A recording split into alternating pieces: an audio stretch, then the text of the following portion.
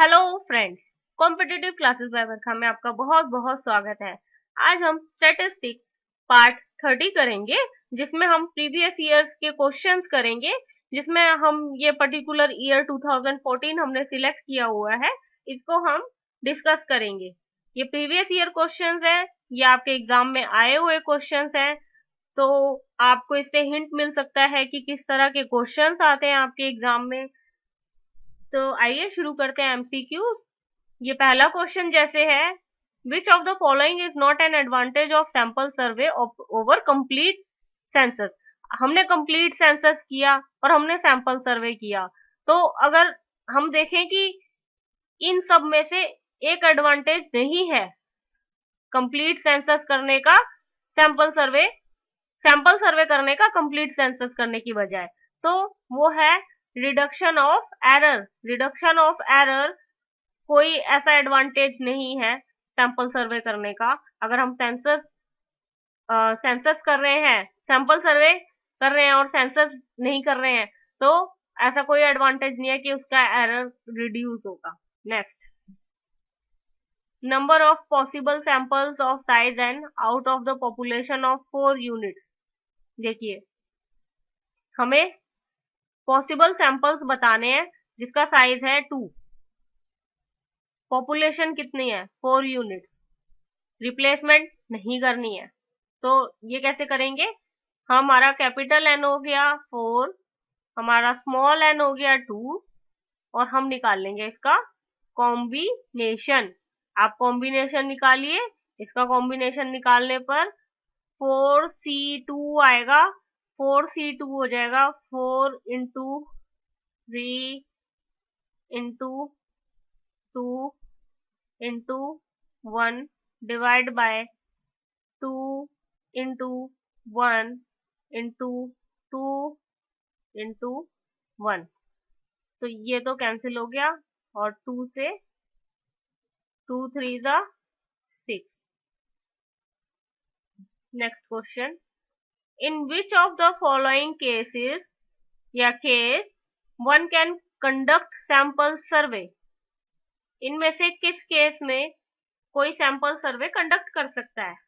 तो जैसे है यहाँ पे, to know the extent of unemployment in Delhi, इस चीज को जानने के लिए कि अनएम्प्लॉयमेंट कितनी है दिल्ली में, इस चीज को जानने के लिए आप सैंपल सर्वे को कंडक्ट कर सकते हैं। Next, the production of milk in the lactation period of a cow increases with the age of its calf.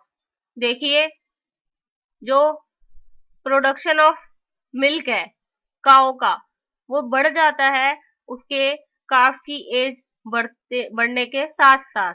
The daily milk yield records of a specific cow are maintained in a farm for first 6 months। पहले 6 महीने तक के लिए उसका जो भी वो milk आता था उसका रिकॉर्ड किया गया, उसको रिकॉर्ड किया गया कि वो कितना मिल्क प्रोड्यूस करती है वो काउ डेली का, to estimate average yield of milk. देखिए, अब हमें निकालना है एवरेज कितना वो मिल्क देती है।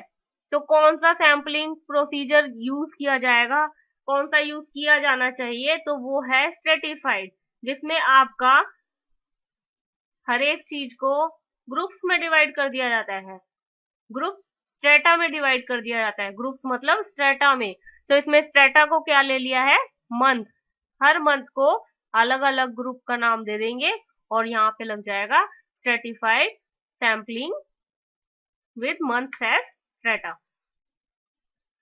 अब एनोवा के ऊपर एग्जाम वो है क्वेश्चन कि which of the following is not an objective of ANOVA. अब इनमें से क्या ऑब्जेक्टिव नहीं है एनोवा का, तो वो है रिडक्शन ऑफ वेरिएबिलिटी। आइए कुछ एनोवा के बारे में पढ़ लेते हैं। जैसे स्टैटिस्टिक्स एंड एग्रीकल्चर में हमने पहले भी ये पढ़ा था, analysis of variance. ANOVA is one of the statistical tool developed by professor R Fisher, plays a prominent role in agriculture experiment.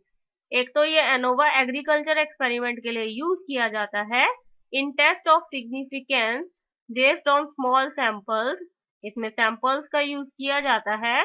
It can be shown that statistics is adequate to test the significant difference between two sample means.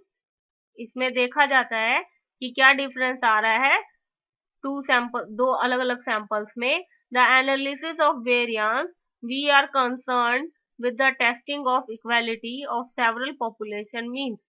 जैसे कि example के लिए देख लीजिए, 5 fertilisers हैं, वो 5 अलग अलग प्लॉट्स पे अप्लाई किए गए जो कि वीट के थे, and the yield of wheat on each of the plot are given. अब उस पे जो उगा वीट उसको दिखाया जा रहा है.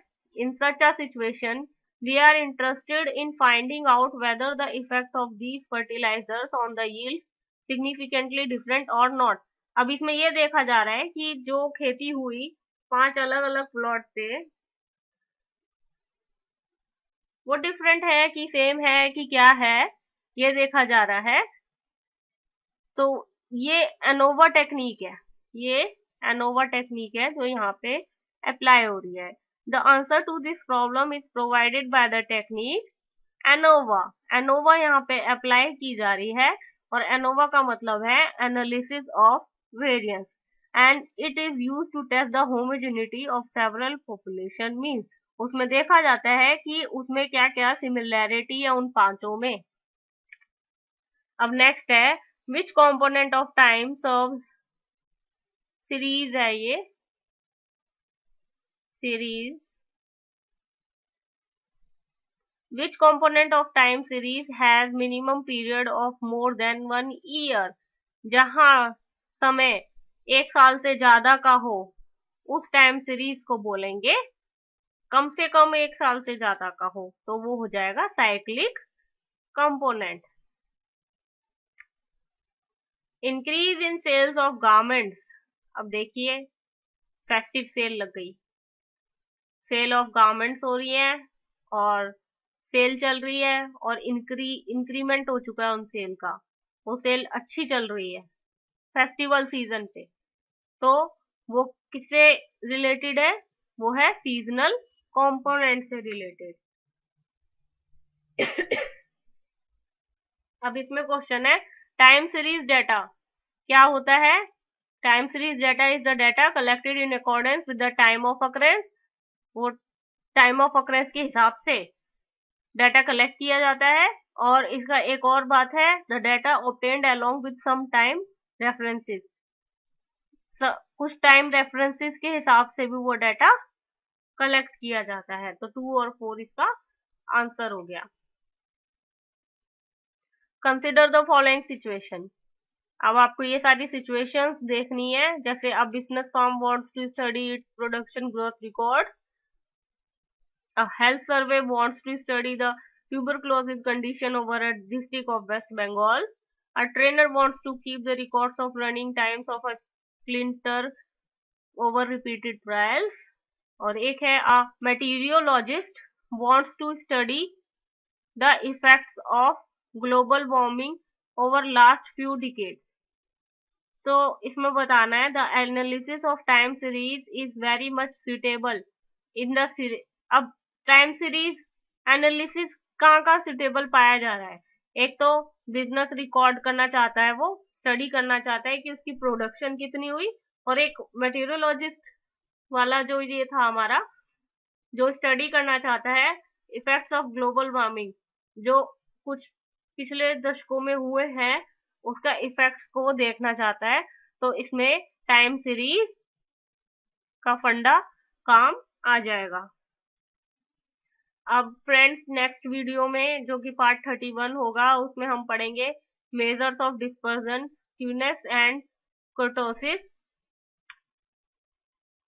अगर आपने अभी तक सब्सक्राइब नहीं किया है तो नीचे सब्सक्राइब का बटन दिया गया है, इसको आप जरूर क्लिक कीजिए. इससे आपके पास नोटिफिकेशन आना शुरू हो जाएंगे. जो भी नया वीडियो अपलोड किया जाएगा उसका नोटिफिकेशन आपको मिल जाएगा.